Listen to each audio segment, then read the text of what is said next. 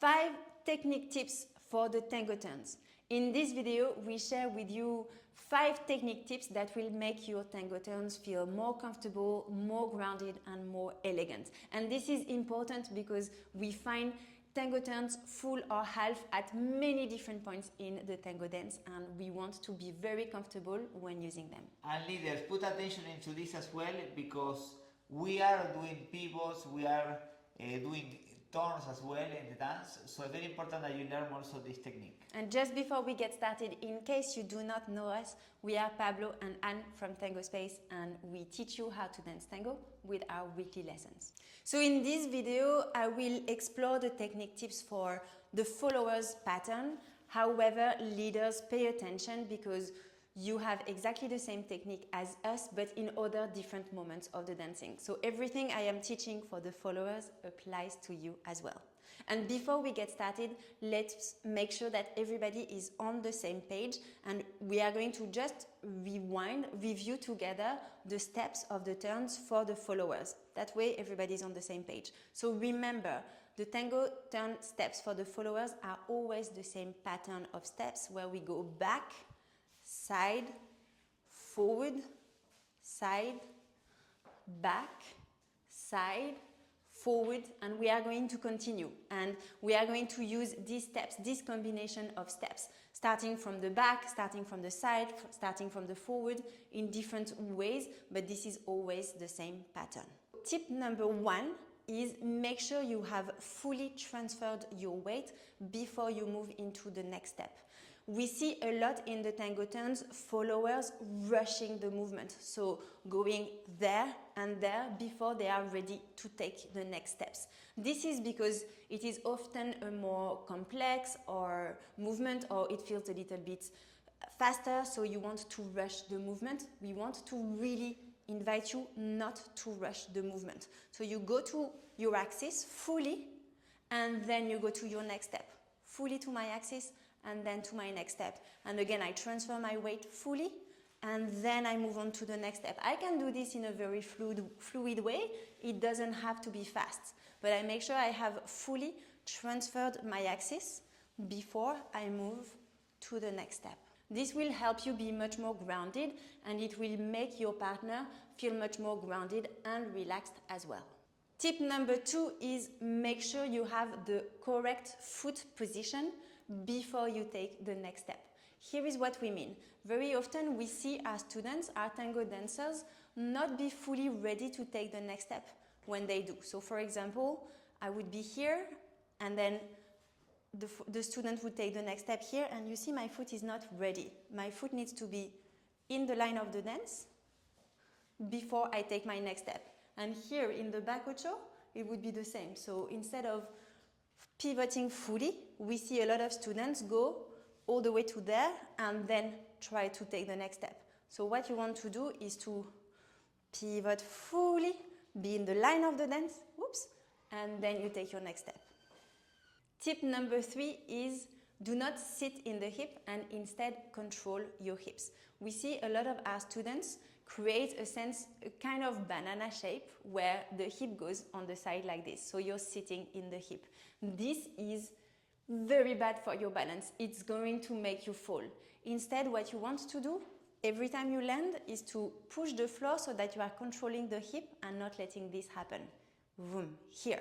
And it's the same when you are taking a side step. I do not let this happen. I push the floor, control my hip to stay straight. It's the same for all of my movements. So I come forward, I do not let this happen, I push the floor, control. And this is going to allow me to be much more aligned and as a consequence, more grounded. So here I do not sit, I push here, pivot, and then back. Tip number 4 in your giro pattern is leave your free leg behind. Remember, tango is all about organicity, and the free leg is moving as a consequence of what is happening in the upper body. So it's always moving after the upper body. So, for example, in a pivot, right? In the giro, it is the same. We're going to take a back step, and we're going to leave the free leg behind. So we see a lot of our students go here, and then there, and then here, and then there. And when you are doing this, Not only are you cutting the flow of the dance, but you are also preventing the leader from adding more movement to the steps, like the sacadas, for example, or some cool boleos or decorations we could do with the free leg. So you want to instead think, I transfer my weight fully, I do not sip on the hip, I push the floor, but I leave my free leg behind. And it's the same in my side step. I leave my free leg here. Transfer the weight fully, push the floor, control the hip, leave the free leg behind. Same in the forward step. Leave the free leg behind. Transfer the weight fully. There is no weight in my free leg, in my back foot, but I have left my free leg behind. And then when I'm going to pivot, then my free leg comes. And then here it's the same. I leave the free leg behind, pivot, and then move to the next step. And tip number 5 is be an active dancer. So really push the floor in order to bring some energy into your movements. That does not mean rushing. We don't want you to rush the steps and fall, but we do need you to become an active dancer who has some energy and brings it to the dancing.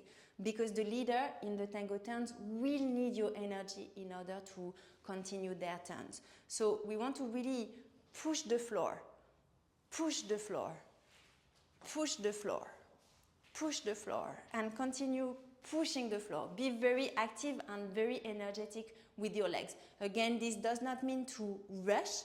You want to have all of the control we discussed before. Don't let the hip fall. Leave your free leg behind. Do not rush your step. Make sure you are fully aligned with your foot before you take the next step. But make this a powerful movement because you, the follower, are the engine of the tango turns.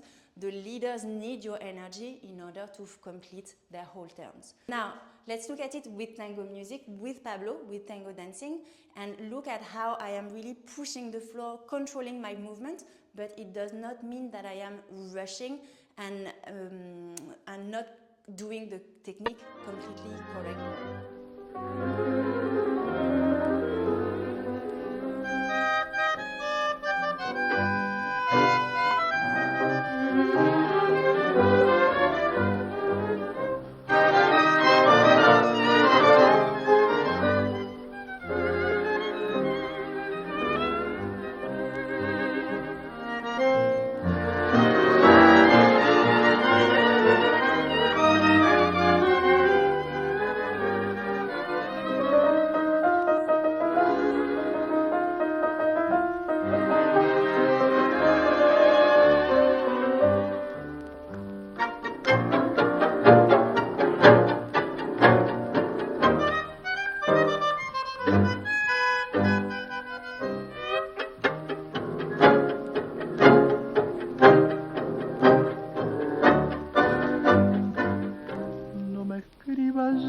Prefiero no tener noticias tuyas. Tengo miedo, mucho miedo que tus cartas me hagan mal. Que me digan algún día que de mí te has olvidado y tus besos y caricias pertenecen a un rival. No sabes lo que he sufrido desde el día que te fuiste.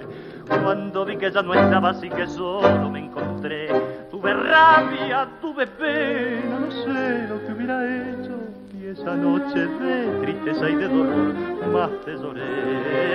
Desde entonces he intentado deshacerme del recuerdo, arrancarte de mi vida y matar esta pasión.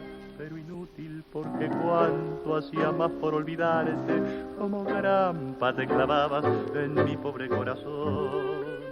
He llenado las paredes de mi hogar con tu retrato y tus cartas las primeras, las que vos sabías mandar, hace rato las conservo.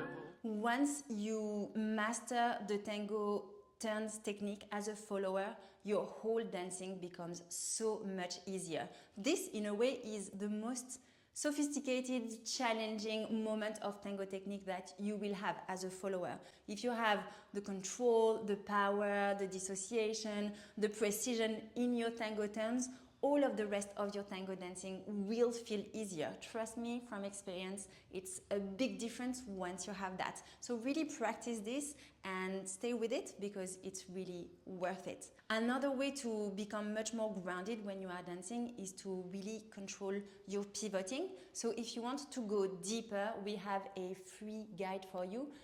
the free How to Pivot Better guide, where we teach you a very powerful exercise to help you become more precise and balanced when you are doing your pivoting.